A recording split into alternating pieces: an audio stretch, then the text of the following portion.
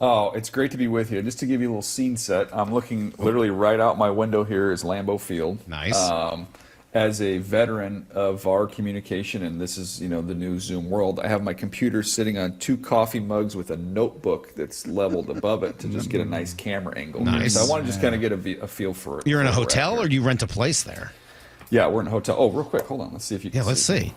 People are watching on YouTube. Oh, look at that. Oh, that's unbelievable. Oh. Wow. And he made his bed. You made your bed in your hotel room? Make your bed, kids. Two-room suite, boys. The one in the other room. Okay. Is I not was really- going to say, DJ wakes up and it's like, I forget about house cleaning. I'm going to come, I'm going to just make my bed. DJ, you ready, man? You ready? Like, we're Dude, here. I can't wait. I can't wait, man. I've had so many phone calls and, so much stuff that's flying around. And, every 10 minutes it changes. But, dude, this is what I love about the draft. I just got off the phone with AJ Preller because he wants to know what's going on in the draft. So it's just Hey, what everybody was loves that on the it, man. floor? It's fun. Look, Who can doesn't you like show us this? the floor again? Hold on. What was that? Is that the name you just dropped? Oh, yeah, there it is. There's the name you just dropped right there on the floor. Look at that. And you fell for it. Well, I have to get back at you because of what happened. I don't know whether all these phone calls and all the name dropping is just kind of gotten to you. First of all, hold on. Before you get to this, I know where you're going. But Brock, can you just appreciate something for a second? Yes. We had a chance. I was able to connect with you on the phone the day yesterday. I don't even know what day. They all run together for maybe 5 minutes. I'm literally constantly. It is one show to the next, and then it is a GM, a head coach, and then first of all, then I get "We're upset. I can't believe you did this" text message. And I'm like, guys, I have no idea what you're even talking about. I've done 5 billion of these shows, and then on top of that. I'm getting ready to go to bed last night. I'm like, gosh, I've been on the phone so long. I've got a billion text messages. I'm going through there, and it's like, I think this team's doing that. Is this player going to be there? And then I get salked with 9 pages of homework that he wants me to do before we do this interview. Stop it. I was trying to help you. Goodness gracious. I'm just saying, here are the questions we might ask you in case you want to, know ahead of time. Trying to make you look good. Because what happened with Mina Kimes was not a good look. It wasn't a good look for you. It wasn't a good look for us.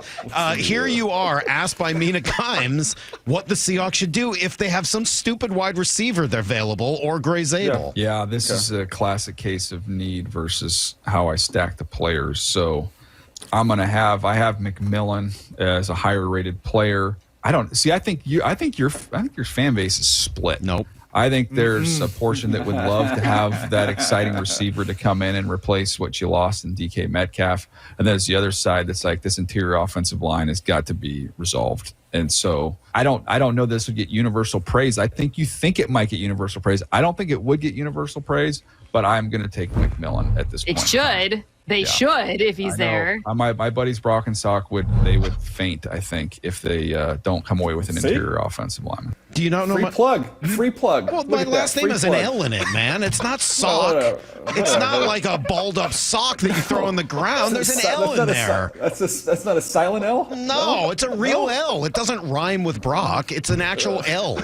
Don't you live in San Diego? Do you know about the Salk Institute there? I do. Okay, there's an L in it. I took a field trip there. I've got 9 million names floating around in my head. Come on. That's close. I mean, I think that's like the you're punishing me under current baseball rules with the instant replay. That's true. That's not fair. The swipe tag and I don't care about my name. That I totally get. Okay, I don't get care to your about homework. That. You have but 9 DJ, questions for him. But DJ, go ahead. Were you just playing nice because you know Mina's all about the wide receivers? Because there's no way you think that they should take Tedero McMillan at 18. Well, that wasn't the question. The question was, how do you have them rated, and who would you take if you were going off of my board? So the question is, I have McMillan as my 15th player and Zabel in the early 20s. So based off of the way I have them stacked, I'm like, well, this would be my highest rated player, would be there. And then to me, we had done McMillan. She's very high on McMillan, so she had asked me about McMillan about 4 other times with previous picks. So I'm like, at some point in time, I got to get McMillan there. But I thought I did a nice job. Maybe didn't get your name correct, but I did do a nice job of explaining that her belief that this was the home run pick would not be perceived as necessarily as a home run, because I feel like I have a pulse on the city based off of our conversations. That's true. What is and are some of the biggest rumors filtering through your brain this morning? Filtering through my brain, we've got the Pittsburgh Steelers are going to end up getting Kirk Cousins after the first round's over, so then they don't take a quarterback, and we only potentially have one unless somebody else comes up for a quarterback. Is that what Jerry was talking about, Jerry Jones, when he said some substantive moves out there? I think the Jerry thing I interpreted as like he's going to trade for Jalen Ramsey or Tyreek Hill or, do something like that. That was why I interpreted that. That's based off, that's just my guess. All right, so Kirk Cousins to Pittsburgh. What other rumor we got? Then there's rumors. I mean, I'm gonna have Denver being aggressive in this thing. There's people that differ on who they would be aggressive for. There's some people that think if Ashton Genty were to slide just in the slightest, that he might go up there and get him. I'm gonna, spoiler alert, and I saw my buddy Peter Schrager ended up doing something similar. I'm gonna have them making a move and being aggressive for Colston Loveland. So there's some of the things that are kind of dancing around, floating around. I think that Jacksonville is between Genty and McMillan. They would love to get the heck out of there if they can. I just don't know who's going to come all the way up there. If the Seahawks want to trade down, and that's usually what John Schneider wants to do when he's sort of in the back half of the first round, what should they be rooting for along the way in order to make that a possibility?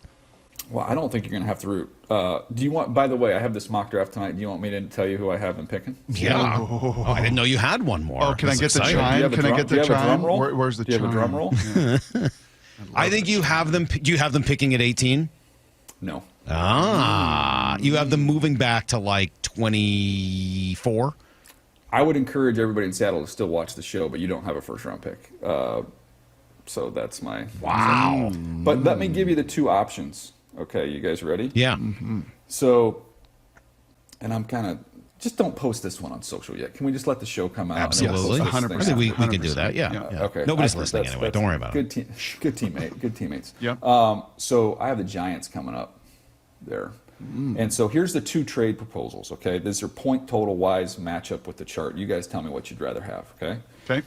Seahawks, they give up 18, and the first option is you get 34, you get 65, and you get 105 all this year, okay? 34, 65, 105. So that's just so I understand, early second, late third? Right. So you get 34, which is an early second. 65 is an early third. Oh, early third, yeah. First and 105 is a 4, is a relatively early 4. Okay. So 2, 3, and 4. Okay. Or you can get 34 and next year's 2.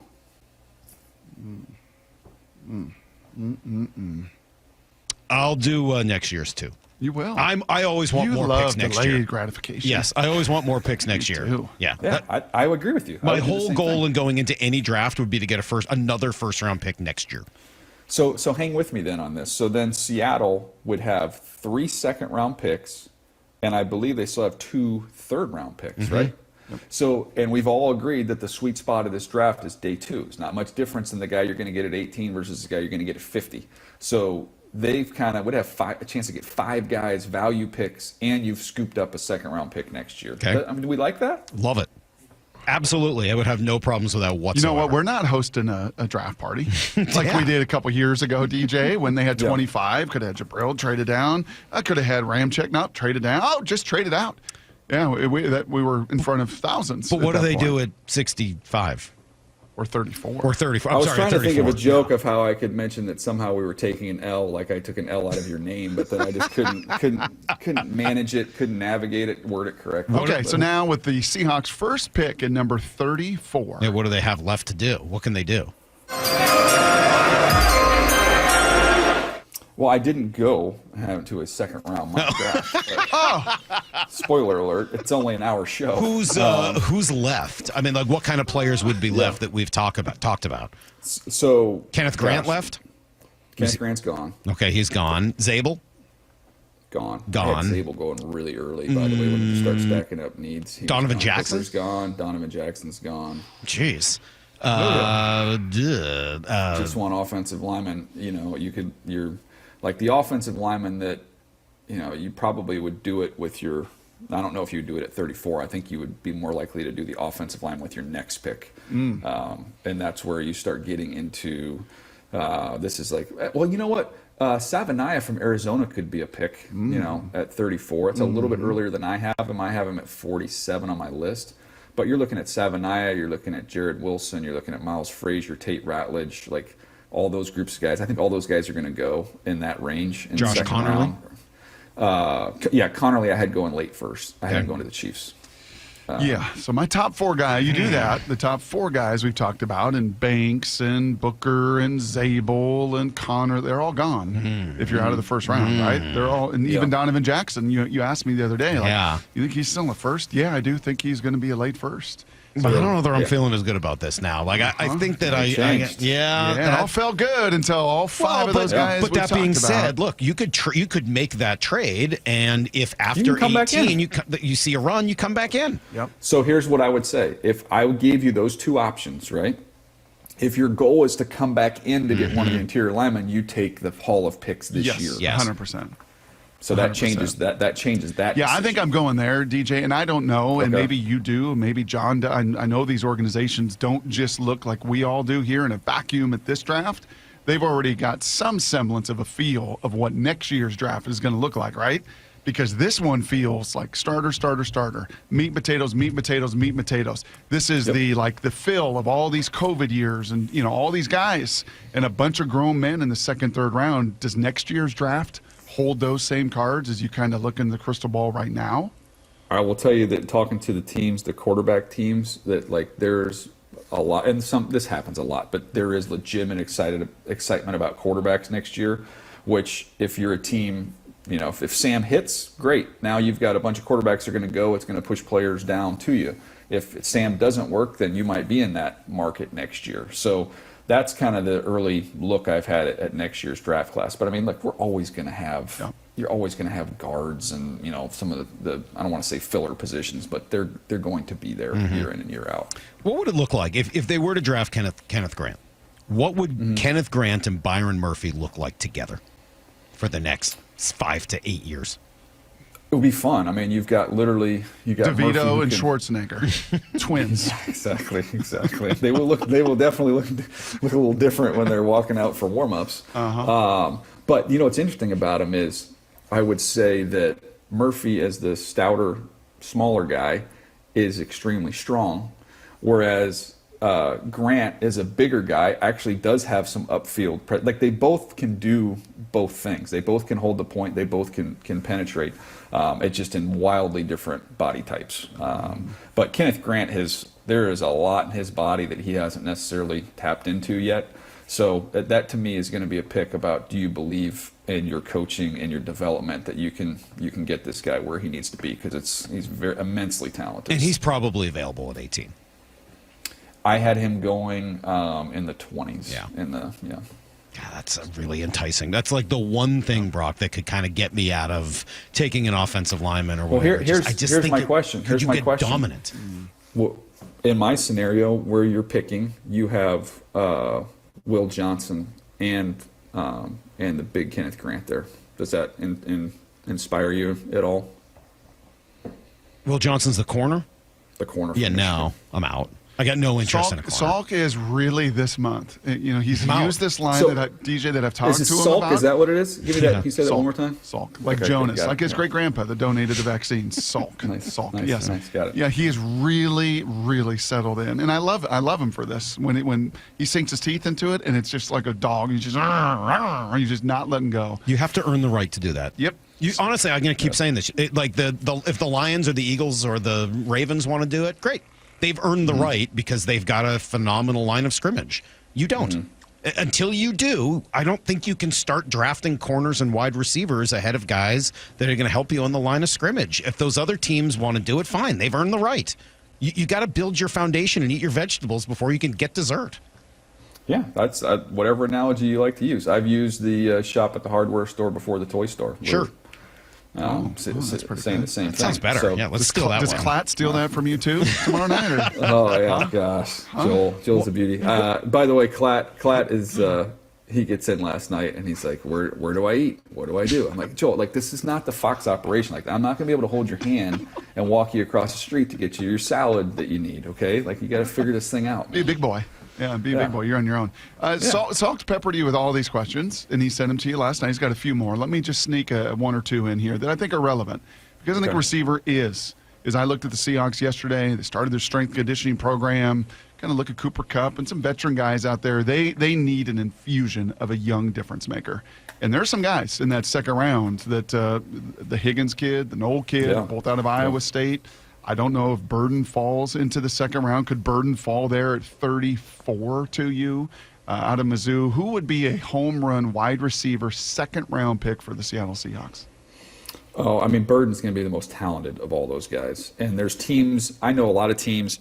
One of the things I do during this time of year is I call the schools, and I want to see who's doing last-minute homework, because it is just like we all were in high school, where like there's people cramming for the tests and they just want to make sure that they got it right. And so there's a lot of teams back of one that are doing last-minute work on Burden. So he could sneak in there, but if he's not, like, that's a value pick, really talented kid.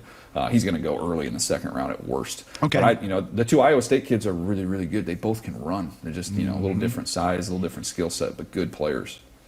And there's a little rumor floating around, I dressed in blue 88, K9, Ken Walker is a guy that, you know what, let's reset this thing. He's going into year 4. We know what he is, but let's try to reset this. Let's move him. I know it's a deep draft, but let's find a way to move him and draft somebody on day 3 at running back, because this class goes deep. Give me 2 or 3 running backs day 3 that Daniel Jeremiah loves. Well, I'm curious to see if the first one sneaks into the 3rd round, because he's just one of my favorite players to watch. But R.J. Harvey from UCF is just explosive. Like, everybody's hunting explosives, and he's someone that absolutely gives you that. So I love that. I mean, look, Scattaboo would be kind of fun if anybody can appreciate physical running. It's a Seattle group, so that would be fun to kind of see him. He's there in that mix for me. There's kind of like the different styles. Like the home run hitters are R.J. Harvey. Then you've got Tootin from Virginia Tech, Jaden Blue from Texas, who's like a total mismatch in the pass game. He could be a fun weapon that way. I mean, again, there's a bunch of these guys. Devin Neal's just a good, solid player from Kansas, kind of a no frills. But given my choice, like, give me the R.J. Harvey, give me the Jaden Blue. Like, I want a home run hitter. I was looking at this. Like, I ended up giving the Rams a running back in Omarion Hampton, who kind of fell down. And because I was looking at it, and I'm like, you know what? You're always chasing the team that's ahead of you, whether that's in your division or in your conference. And Kyron Williams is a good player. He rushed for almost 1,300 yards, 14 touchdowns. And on the surface, you're like, you don't need a running back. You're good. He had 1 run of 30 yards last year. Saquon Barkley had 13 when you include the playoffs. Wow. Like, that's a team that you're chasing, right? So, like, I want to get one of those guys that can turn some of these 20, 23-yard runs into 60, 70-yard touchdowns. So, look, just to bring it back to offensive line for a moment, you especially with your scouting time in Baltimore, if you were running a program, if you were a GM, and you knew you needed offensive line help, and you also knew that was a problem and hard to find around the league. In fact, John Schneider just this week referred to their need for an offensive lineman as kind of a lazy narrative because everybody needs offensive linemen. How did that make you feel? Not great, as you might imagine. I was a little bothered and maybe took it a little personally because I feel like I don't care that everyone else, that it's hard, like tough noogies. That's the gig. But here's my question. If you needed to, make your offensive line better, are you better off spending fewer picks on that at the top of the draft or more picks on that at the bottom of the draft, middle to bottom of the draft, just saying essentially, look, nobody can predict this, and so we just need as many shots at the apple as we could get? For me personally, it's hard to find tackles outside the first round. Like, if you look around, and that's a needle in a haystack, if you can land on a quality starting offensive tackle who's not a first-round pick, they're darn near impossible. There's just so few of them every year, and you have to pay a premium. So I tend to, like, if you need tackles, I'm always an advocate of you got to take them early, you're not going to get them. Interior offensive linemen, and that goes back to my Ravens time. Like, we always felt like day 2 was just a sweet spot where you can get a top tier player. We got Marshall Yanda in that mix, and that's just kind of always what I thought. Like, you can find those guys on day 2, interior plug and play, just solid guys. And then you can take some flyers. I was in Philly when we took Kelsey, in the 6th round was undersized and athletic. It's just the developmental tackles are trying to find diamond in the rough tackles. That's darn near impossible. What were you looking for in those? Like when you say, okay, like with Yanda or somebody like that, what qualities were you looking for in those linemen? To me, I've always got in trouble when I've overvalued athleticism and I've undervalued toughness, strength, intelligence, competitiveness. Like, it sounds kind of hokey, like, oh, like the gritty offensive line. Like, those guys who strain to finish every single rep and work hard. And also, if you add that, guys that have played a lot in college, preferably in the Big Ten is where I like guys from the Big Ten or the SEC, what have you. But you've started 40 games in the Big Ten, and you're smart and you're tough, and you're maybe not a special athlete. Those guys start and they play for a decade. Is that not Connor Colby? Is that not the kid out of Iowa in this draft?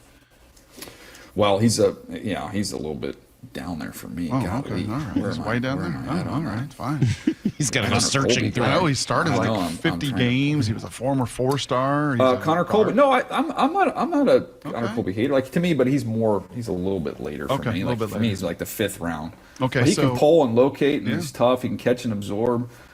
He's just a little top heavy, and his balance was a little bit of an issue. But he's a big, strong guy who's played a lot of ball. So 2 weeks ago, you shook us. You shook the whole social realm out here when you said Will Johnson outside the box. Take a corner there. If he were to fall at 18, just because of the value standpoint. And now we are a little over 24 hours away. What would be another position that could be fairly shocking? Whether it's at 34, if they make that trade, or somewhere in the 2nd round where people are just like, of course. I didn't see it coming. Should have seen it coming. Is there another position for the Seahawks that you could see them attack that might be a little unorthodox? To me, I would look at like 2 guys that are interesting to me that we'll see where they end up going. But Jalen Walker, some teams view him as a tweener, but he is super explosive. Like, I joked, I was talking to one of our information guys, and like, he's going to drop, and I'm like, well, if he's going to drop, then Howie's going to be on the phone, and the rest of the league's going to let this guy, the Eagles end up with one of the best players in the draft. Yep. But that's one I'll keep an eye on. And then I was talking to Brock a little bit about this. Brock actually calls me, doesn't just send me homework assignments. So we had a great conversation. I don't think you want me to start calling you. And I'll read. He said it's a lazy narrative. Lazy narrative. What do you mean lazy narrative? Tone it down over there.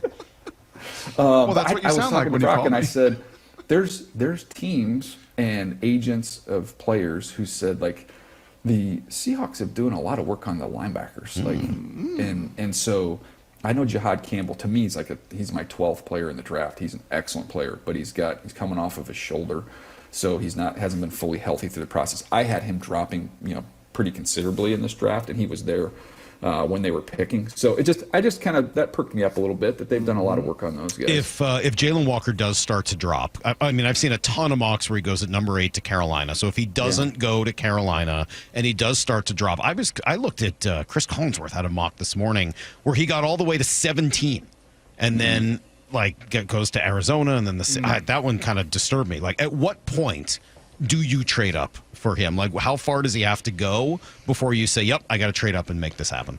I mean, the absolute latest I would wait is at pick 14. Because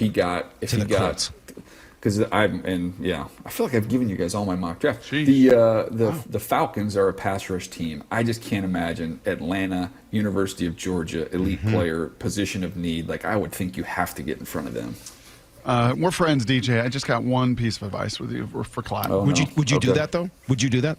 Would you trade up to 14? What do you have to give up in addition to 18, roughly? I mean, it can't be that much. That's not that expensive. Third, fourth round pick. 100%. That should do it. You should make that happen. Yep. That should be goal. I wrote it this week. I'm still saying it. Oh, get ready. Goal number 1 is that. Goal number 2 is my guy Kenneth Grant. Goal number 3 is to try to grab the offensive And goal number line. 4, DJ, never, and I mean never, ever work out with Joel Klatt. Do not do it. Is he a maniac? Oh, psycho. His he dad was a competitive? Marine. Just do not. Whatever you do, if he's like, hey, you want to get a salad and then go work out in the afternoon, there's a good workout room here. He can't possibly be competitive, could he? What is he doing? Is he pushing weight? Is it cardio? What is it? Burpees to push-ups to jumps to pull-ups to running a mile in 6 minutes. Do not do it. Just don't do it. Okay? What is he doing? Yeah. Is he trying to get it? I know what he's doing. He wants to get his number retired. That's what it is. Are you feeling pretty good after your win at the RBC Heritage last week? I know. I'll tell you what, we locked in. We didn't have the finish we wanted at the Masters. No. But you know what? We're trying to make the Ryder Cup. All right. You're Hey, the best, we got to DJ. let you go. We know you Yep. got a million things to do and important people to talk to. Seriously, jokes aside, thank you for doing this, especially the day before the draft. We do know how busy you are. Incredibly fortunate to have you. Love all the analysis. And looking forward to doing it next week when this whole thing is over. We can watch you, all 3 days on NFL Network? Yeah, we All are 3 days. We're jamming. We're All jamming. So 3 mock draft days. tonight. Mock draft tonight on the network. Which, if you're watching or listening, you already know it. And Right. then we've got Thursday through Saturday. So Awesome. we're locked in. Going to be great. We appreciate it, man. We'll talk to you next week. All right, there See you you, go. boys. There goes Bye. DJ. Well, we really do appreciate you guys watching our videos. And remember, you can like it, you can subscribe it, you can download the Seattle Sports app so you never miss a minute.